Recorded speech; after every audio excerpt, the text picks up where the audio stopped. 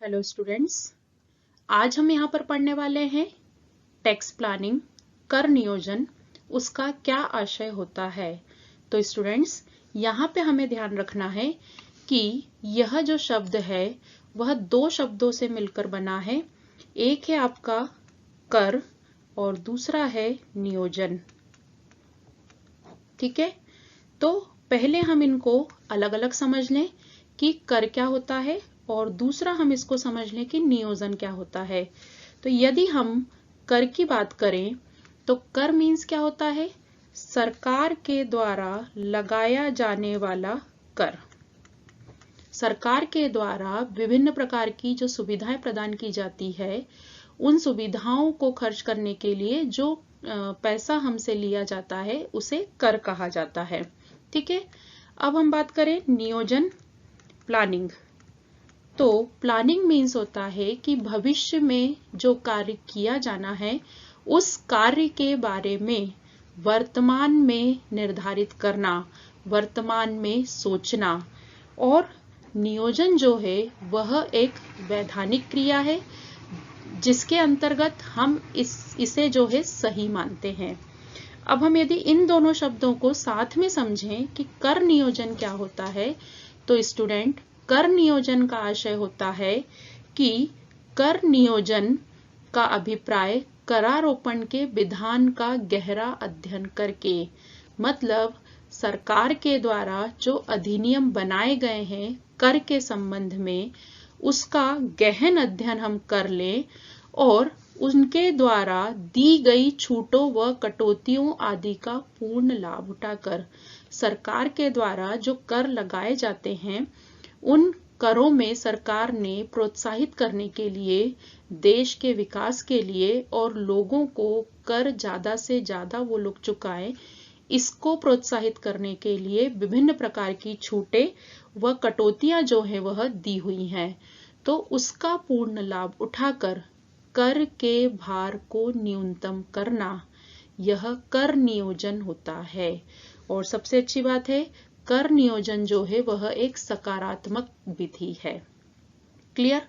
तो हम क्या समझे इससे कि कर नियोजन के अंतर्गत व्यक्ति कर को चुकाता है, लेकिन वह कर के जो अधिनियम है उसमें इस प्रकार से अपनी आय को व्यवस्थित करता है ताकि उसका कर का भार न्यूनतम हो जाए।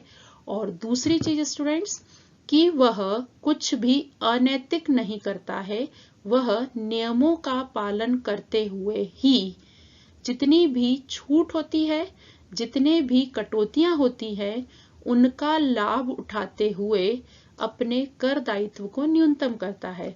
जैसे उदाहरण के लिए कर नियोजन का हम एक उदाहरण देखें तो वो है आपका, जैसे कि मान लीजिए एक व्यक्ति जो है उसकी इनकम उसने कमाई।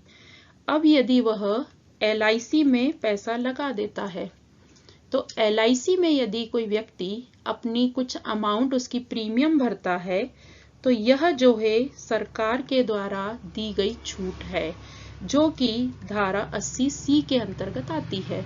तो यहाँ पे उसने क्या किया, अपने कर दायित्व को न्यूनतम किया लेकिन नियमों का पालन करते हुए। तो इस प्रकार से स्टूडेंट, यह जो कर नियोजन है एक सकारात्मक प्रक्रिया है और नैतिक प्रक्रिया है जिसको सरकार भी ज्यादा से ज्यादा प्रोत्साहित करती है। तो ये है स्टूडेंट हमारा कर नियोजन का आशय। चलिए अब हम देखेंगे, नेक्स्ट है कर नियोजन की विशेषताएं। तो कर नियोजन की कैरेक्टरिस्टिक्स क्या क्या है इसको हम समझ लें। तो वो हमें दी है, सबसे पहली है कर नियोजन की विषय वस्तु। तो कर नियोजन की विषय वस्तु, तो इसके अंतर्गत स्टूडेंट कर नियोजन की जो मटेरियल होता है, सामग्री होती है, वह होती है उस अधिनियम के अंतर्गत दी गई छूट व कटौतियां। ठीक है, जो कि वैलिड होती है, वैधानिक होती हैं। तो पहली जो विशेषता है वह है कर नियोजन की विषय वस्तु। क्या होती है? जो भी सरकार के द्वारा अधिनियम में छूट और कटौती दी गई है। ठीक है, नेक्स्ट है कर नियोजन की दीर्घकालीन प्रक्रिया। कर नियोजन की जो प्रक्रिया है वह दीर्घकालीन होती है, वन टाइम नहीं होती है। इसके बारे में यदि आपको टैक्स की प्लानिंग, वैसे भी प्लानिंग शब्द जहां जुड़ जाता है वहां पर यह प्रक्रिया दीर्घकालीन हो जाती है। और जो नियोजन किया जाता है वह वर्ष के प्रारंभ में किया जाता है, ताकि उस जो प्लानिंग की है हमने योजना, उसका लाभ हमें जब हम कर चुकाने का हमारा समय आए तब हम उस समय कर सकें। ठीक है, तो कर नियोजन जो है वह एक दीर्घकालीन प्रक्रिया है। नैतिक व कानून सम्मत उपाय, हमने यह चीज समझी अभी आशय में कि ये जो है वह नैतिक व कानून सम्मत उपाय है, अर्थात यह किसी भी प्रकार से कर की चोरी नहीं मानी जाती है। इसमें जो है सरकार भी प्रोत्साहित करती है, और चूंकि इसमें कर देने वाला व्यक्ति नियमों के अंतर्गत सरकार ने जो सभी व्यक्तियों के लिए छूट और कटौतियों का निर्धारण किया है, व्यक्ति उसका लाभ उठाता है। फिर है कर नियोजन के उपयोगकर्ता। कौन होंगे कर नियोजन के उपयोगकर्ता? जो कर को चुकाएंगे, कर को भुगतान करने वाला व्यक्ति। यदि कोई व्यक्ति कर को चुका ही नहीं रहा है तो वह कर नियोजन जो है वह कर ही नहीं सकता है। तो इसके उपयोगकर्ता कौन होते हैं? जो कर का भुगतान करते हैं। ठीक है, फिर है कर नियोजन के तरीके। तो कर नियोजन जो है हम कितने तरीकों से कर सकते हैं? तो कर नियोजन के लिए हम जो है हमारी राशि को, जो हमारी इनकम है, उसको हम और विनियोग कर सकते हैं, या फिर जो है दूसरा तरीका है कि हम जो है कर नियोजन के लिए अलग अलग टाइप के खर्चे कर सकते हैं। हम जो है कर नियोजन के लिए, यदि हमारा छोटे पैमाने का व्यापार है तो हम अधिक छूट प्राप्त करने के लिए उसको बड़े पैमाने पर कर सकते हैं। तो इस प्रकार से कर नियोजन के जो है तरीके बहुत सारे होते हैं। ठीक है, फिर है बचत व विनियोग कर विनियोजन के माध्यम। जो बचत करना, मतलब जो कर नियोजन जो है उसके द्वारा पैसे की जो बचत होती है उसका करदाता विनियोग करता है और ज्यादा आय कमाने के लिए पैसे को विनियोग करता है।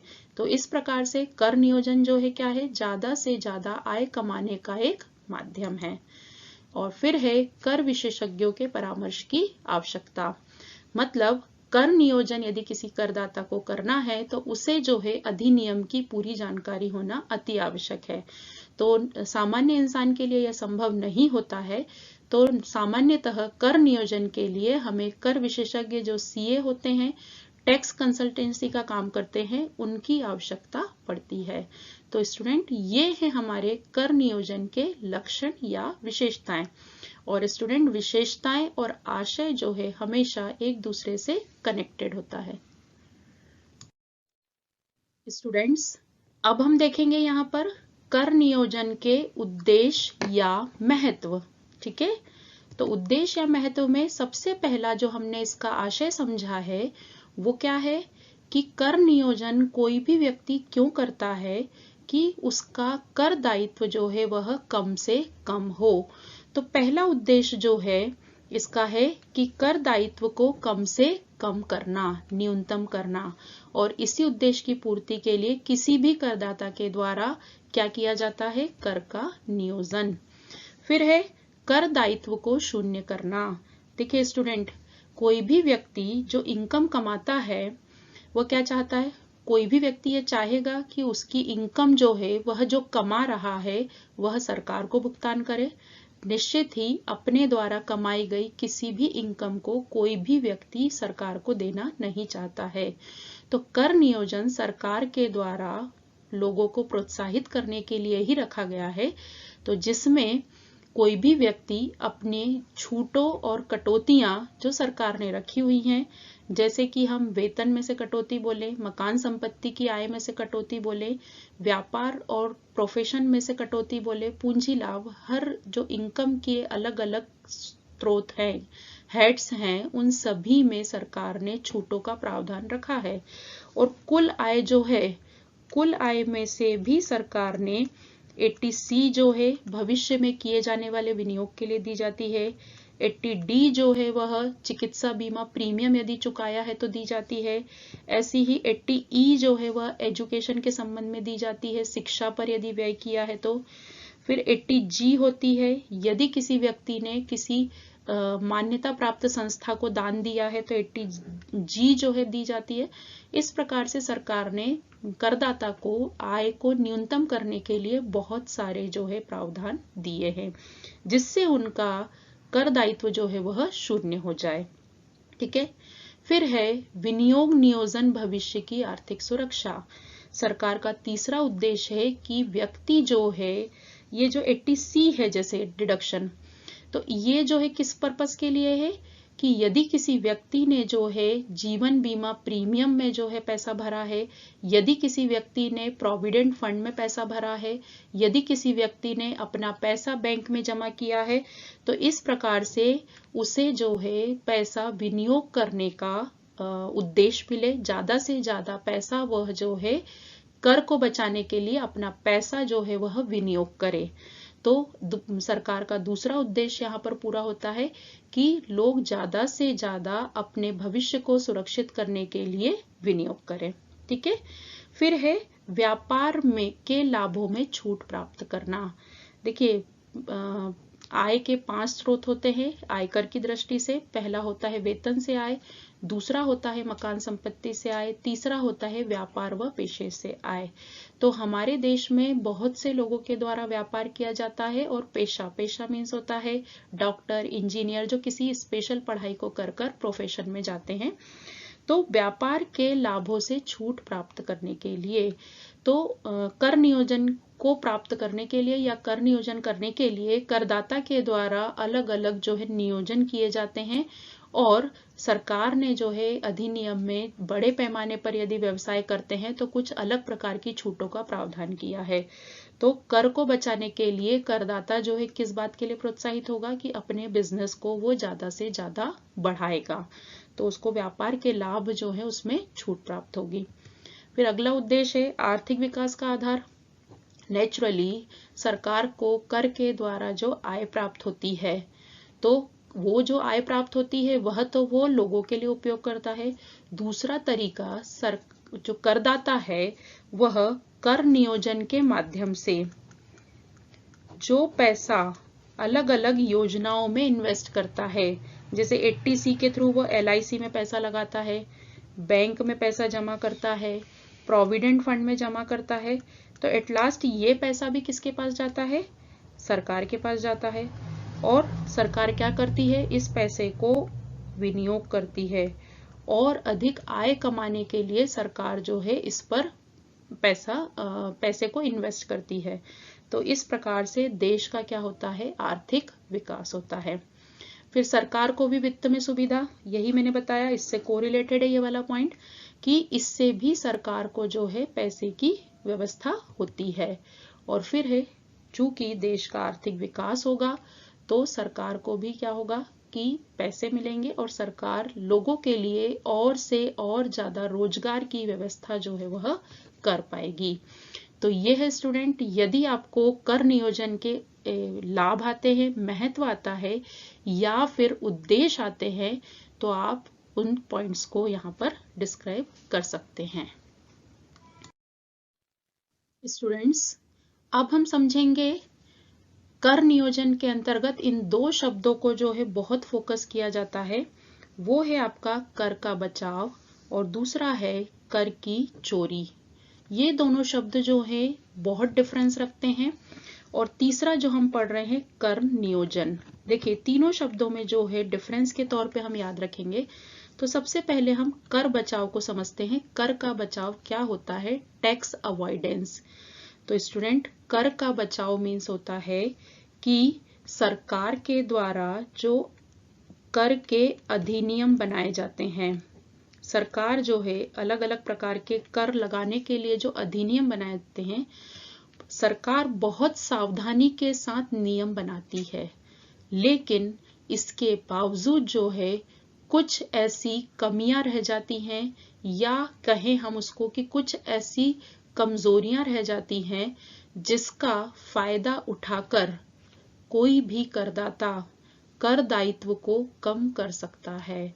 तो यदि किसी करदाता के द्वारा आयकर अधिनियम की किसी कमी का या कमजोरी का फायदा उठाकर, कमजोरी लूप होल्स हम जनरली बोलते हैं कि लूप होल्स जो है कुछ ऐसे पॉइंट हैं, वीक पॉइंट हो गए हैं जिस पर सरकार का ध्यान नहीं है, तो ऐसे कुछ लूप होल्स का फायदा उठाकर किसी भी करदाता के द्वारा यदि अपना कर का दायित्व कम किया जाता है तो उसे हम क्या बोलते हैं, टैक्स अवॉइडेंस, कर का बचाव, मतलब उसने कर को बचा लिया। तो यह जो है अवैधानिक हम नहीं कह सकते हैं क्योंकि यहाँ पर किसी भी करदाता ने अधिनियम का उल्लंघन नहीं किया है। ठीक है, अब हम बात करेंगे कर अपवंचन की, टैक्स इवेशन। ये क्या होता है? ये जो है जानबूझकर, देखिए दोनों के उद्देश्य में अंतर है।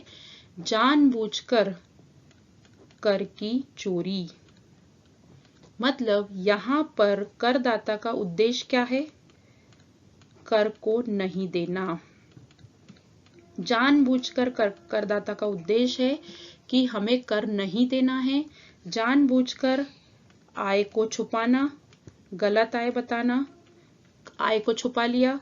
ब्लैक मनी जो हम बोलते हैं, काला धन, काला धन वही कहलाता है जो जिस पर टैक्स नहीं दिया जाता है।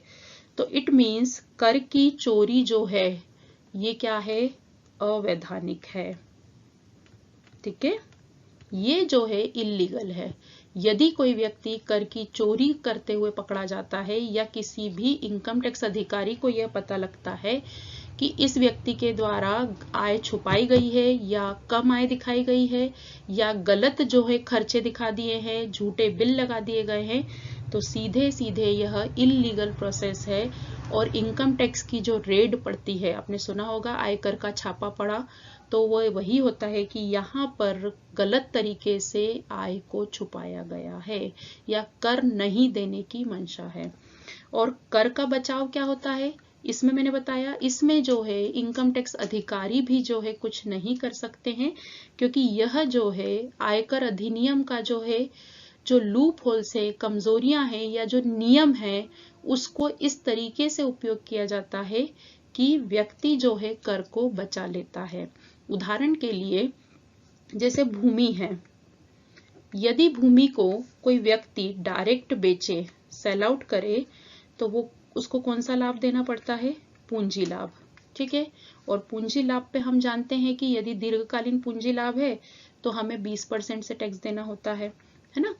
अब एक नियम है कि यदि जो है कोई आपकी व्यक्तिगत संपत्ति है, उसको यदि आप बिजनेस की संपत्ति में कन्वर्ट कर लें और उसके बाद बेचें तो वह संपत्ति बिजनेस की मानी जाएगी। तो कोई व्यक्ति क्या करता है कि ये भूमि जो है इसको पहले व्यवसाय की संपत्ति बना ले, व्यवसाय की संपत्ति बना ली और उसके बाद वो जो है बेच रहा है। तो बेच रहा है तो ये कौन सी इनकम होगी? व्यवसाय की इनकम होगी। तो टैक्स की रेट जो है वह चेंज हो गई क्योंकि व्यवसाय की इनकम पर दूसरे तरीके से टैक्स लगता है, स्लैब वाला टैक्स लगता है। तो इस तरीके से उसने क्या किया? नियम का जो है उल्लंघन नहीं किया, लेकिन जो नियम सरकार ने बनाया था उस नियम को उसने इस तरीके से उपयोग किया। तो ये कहलाता है कर का बचाव। ठीक है, और कर की चोरी, कर की चोरी मतलब जानबूझकर कर को नहीं देना। बहुत सारे तरीके से कर को नहीं देना है हमको, आय को छुपाना है, ब्लैक मनी, काला धन, या फिर गलत खर्चे दिखाना, खर्च हुआ ही नहीं है और ये दिखा दिया कि हमारे इतने रुपए खर्च हो गए, गलत बिल लगाना। तो ये सब स्टूडेंट्स किस में आता है? कर की चोरी या कर अपवंचन में। ठीक है स्टूडेंट्स, हमारा नेक्स्ट टॉपिक है जो कि हम पढ़ने वाले हैं वो है कर नियोजन व कर अपवंचन में क्या अंतर होता है, difference between tax planning and tax evasion. ये हमारा टॉपिक है। तो स्टूडेंट, हम जिसमें टैक्स प्लानिंग मतलब कर नियोजन क्या होता है इसको हम अलग से समझ चुके हैं, और कर अपवंचन जो है क्या होता है हम इसको समझ चुके हैं। तो आपको एक क्वेश्चन आ सकता है इसमें कि इन दोनों में अंतर बताइए। तो जब भी डिफरेंस आता है, अंतर लिखने को आता है, तो स्टूडेंट्स आप जो है हमेशा अंतर का आधार जो है इसे जरूर लिखिए। इससे जो है चीजें आपकी बहुत इजी हो जाती हैं और मार्किंग भी जो है वो अच्छी होती है। तो अब हम जो है यहाँ पर कर नियोजन और कर अपवंचन में डिफरेंस देखेंगे। तो पहला डिफरेंस हमने जो लिया हुआ है वो है स्वरूप। कर नियोजन का स्वरूप क्या होता है, तो वो हम लिखेंगे यहाँ पे ईमानदार। यदि हम इसके स्वरूप की बात करें तो उसका स्वरूप होता है कि कर नियोजन जो है वह ईमानदार प्रयास है। क्योंकि हमने मीनिंग समझा, कर नियोजन के अंतर्गत हम जो है जो छूटे और कटौतियां अधिनियम के अंतर्गत दी हुई हैं उसका लाभ उठाकर हम अपने कर भार को कम करते हैं।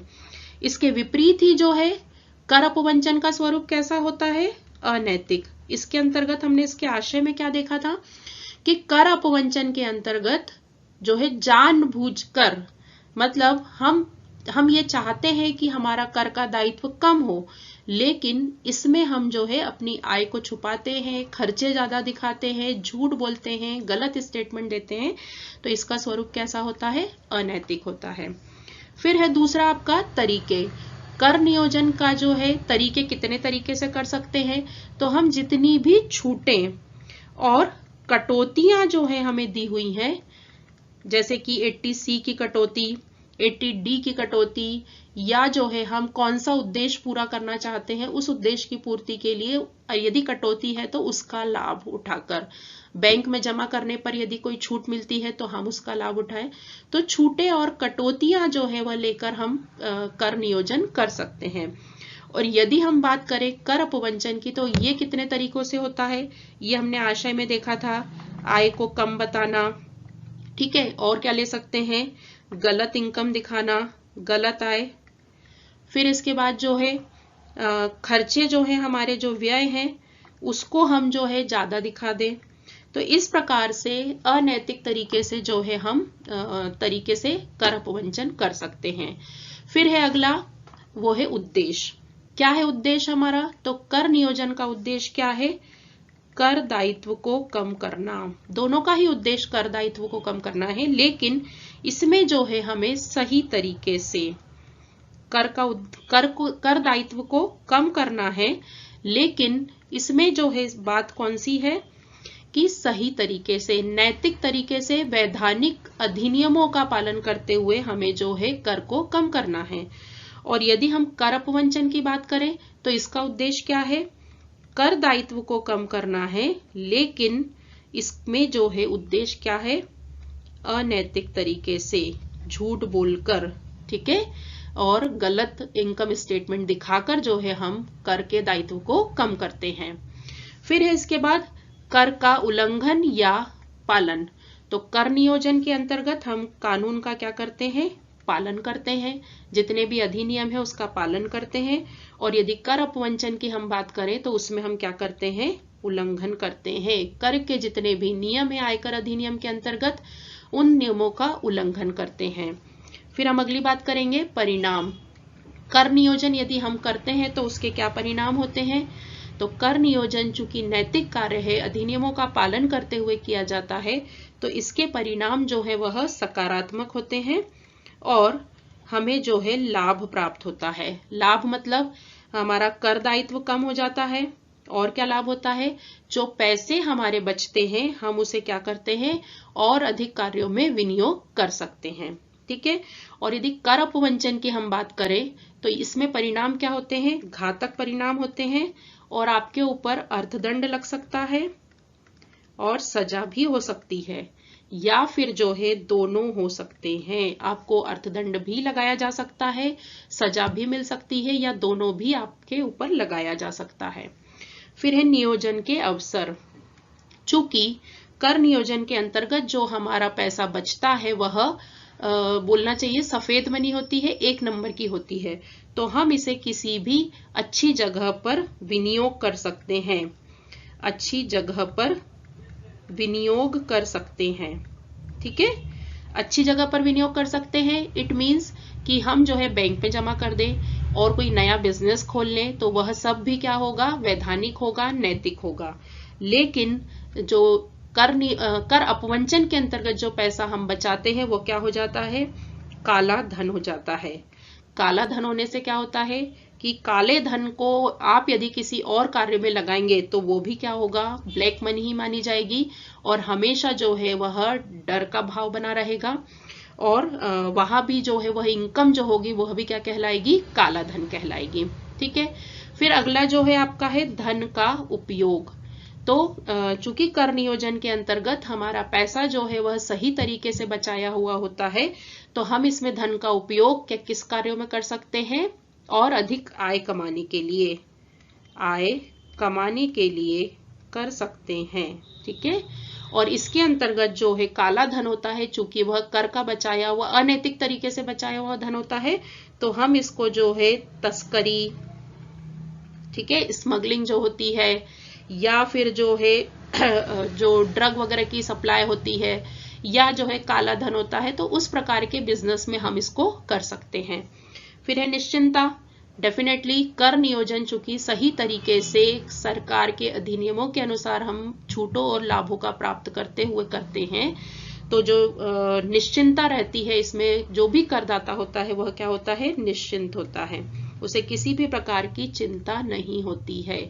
लेकिन चूंकि कर अपवंचन क्या होता है, काला धन, गलत तरीके से बचाया हुआ धन, तो इसमें हमेशा किस चीज का डर बना रहता है, भय बना रहता है, डर बना रहता है कि कभी भी आकर जो है पुलिस हमें पकड़ सकती है।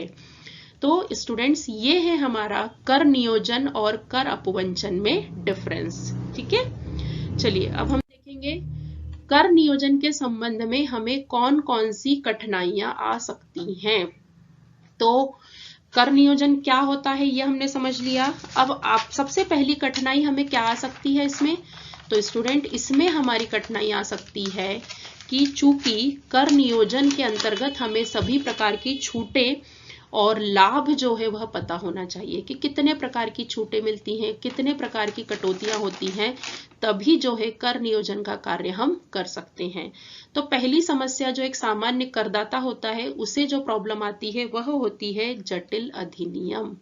मतलब कि कोई भी सामान्य करदाता कर को कब बचा पाएगा, जब उसे नियम की पूरी जानकारी होगी, और जो अधिनियम है वह जटिलता लिए हुए है। एक सामान्य व्यक्ति के लिए कर की जो लैंग्वेज होती है, जो तकनीकी शब्द होते हैं, उसको समझना टिपिकल होता है, और दूसरी चीज उसमें से हमारे फायदेमंद कौन सी चीज है उसको समझना जो है किसी सामान्य व्यक्ति के लिए नहीं होता है, आसान नहीं होता है। इसीलिए जो है कर नियोजन की जो लाभ लिया जाता है उसमें हम सीए की, चार्टर्ड अकाउंटेंट जो होते हैं, अंकेक्षक जो होते हैं, विशेष व्यक्ति, उनकी हेल्प हम लेते हैं। दूसरा जो प्रॉब्लम, कठिन शब्दों का प्रयोग। जो अधिनियम है उसके अंतर्गत कठिन शब्दों का प्रयोग किया। मैं कठिन शब्द मतलब तकनीकी शब्द, जैसे हम बात कर रहे हैं करदाता क्या होता है, ठीक है। फिर 80C की छूट, तो हमें ये पता होना चाहिए कि 80C क्या होता है, 80E की छूट किस संबंध में मिलती है, तो ये सब जानकारी, वेतन से लाभ क्या होता है, अन्य साधनों से आय क्या होता है, तो ये सब चीजें हमें पता होना चाहिए। तो एक सामान्य व्यक्ति के लिए ये जो तकनीकी शब्द होते हैं, आयकर की जो विशेष अधिनियम है उसमें जो शब्दों का उपयोग किया गया है कि करदाता कौन होता है, कर निर्धारण वर्ष क्या होता है, गत वर्ष क्या होता है, ये सब चीजों को जानना थोड़ा सा मुश्किल हो जाता है। फिर है समन्वय का अभाव। चूंकि हम इसके अंतर्गत अलग अलग प्रकार की छूटों का अध्ययन करते हैं, तो एक जो हेड है, जैसे हम बोले वेतन से आय है या फिर व्यापार या पेशे से आय है, ये जो है अलग अलग इनकम के हेड हैं। तो हर एक इनकम के जो विस्तृत नियम हैं, यदि हम उन नियमों को देखें और उसके बाद हम कुल आय की गणना करें, हमारी सकल कुल आय की गणना करें, कुल आय की गणना करें, तो उन सब में जो अधिनियम में जो छूटें दी गई हैं उन सब का यदि हम विस्तृत अध्ययन करें तो समन्वय जो है वहां पे थोड़ा थोड़ा कम पाया जाता है। तो इस प्रकार से चूंकि नियम जो है विस्तृत है, बहुत ब्रॉड लेवल पर फैले हुए हैं, तो उन सब में जो है कोऑर्डिनेशन करते हुए छूटों को देखना वो थोड़ा सा जो है यहाँ पर प्रॉब्लम होती है। ठीक है, फिर परिवर्तन की स्थिति देखिए, आयकर जो अधिनियम है वो क्या होते हैं, हर साल परिवर्तित होते हैं। आयकर के जो अधिनियम है, फरवरी मार्च में हमारे देश का बजट आता है तो उसमें हर साल परिवर्तन होते हैं। ठीक है, अब परिवर्तन हो रहे हैं तो उस परिवर्तन की स्थिति के अंतर्गत हमें छूटें और प्राप्त करनी है। हमने मान लीजिए उस अधिनियम में 1 मई को कुछ चीज सोची कि हमें ये छूट लेनी है और अब हम इसमें विनियोग करेंगे, लेकिन सरकार को यदि लगा कि यह जो है हमने जो नियम बनाया था इसमें थोड़ा सा जो है हमें चेंज करना है, परिवर्तन करना है, तो वो परिवर्तन सरकार ने जो है यदि कर दिया तो आपने जो सोचा हुआ है और जिस पर आप अभी काम कर रहे हैं वो क्या होगा कि गड़बड़ हो जाएगी उसमें। तो चूंकि आयकर अधिनियम हर साल परिवर्तित होते हैं, इसके नियमों में जो है कुछ ना कुछ चेंजेस होते हैं, तो उस परिवर्तन की स्थिति में एक करदाता के लिए कर नियोजन को करना जो है वह प्रॉब्लम आती है। फिर राजनीतिक अस्थिरता, पॉलिटिकल पार्टीज, कौन सी सरकार देश में है, कौन सी देश की जो देश में कौन सी सरकार जो है अभी अस्तित्व में है, उनके नियम और कानून कौन से चल रहे हैं। तो राजनीतिक अस्थिरता के कारण जो है कर नियोजन की स्थिति जो है वह थोड़ी सी समस्या में आ जाती है। तो ये हमने पढ़े कठिनाइयां। अब स्टूडेंट इसी में यदि आपको आते हैं कि कर नियोजन की जो कठिनाइयां हैं या प्रॉब्लम्स है उसको दूर करने के लिए सुझाव बताइए, तो आपको अलग से पढ़ने की जरूरत नहीं है, सुझाव आपको पढ़ना है। तो आप क्या करेंगे, ये जो कठिनाइयां हमने लिखी है जैसे जटिल अधिनियम या कठिन शब्दों का प्रयोग, तो इसमें ही आप सुझाव देते हुए क्या लिखेंगे कि जटिल अधिनियम है तो नियम को जो है थोड़ा सरल बनाया जाए ताकि सामान्य व्यक्ति इसकी भाषा को समझ सके, नियमों को समझ सके। फिर कठिन शब्दों का प्रयोग, तो उसमें हम लिखेंगे कि कठिन शब्द जो है उसकी भाषा को सामान्य नागरिक के हिसाब से परिवर्तित करके समझाया जाए और बताया जाए। फिर समन्वय का अभाव, तो ये जो है कठिनाइयां जो हैं इसी को मद्देनजर रखते हुए, ध्यान में रखते हुए आप क्या बताएंगे इसके सुझाव। ठीक है, तो ये है स्टूडेंट्स हमारे कर नियोजन के संबंध में हमें कौन कौन सी कठिनाइयां आती हैं और उसके संबंध में हमें कौन कौन से सुझाव हम दे सकते हैं और जिनको ध्यान में रख के सरकार इस अधिनियम को जो है सरल बना सकती है। ठीक है।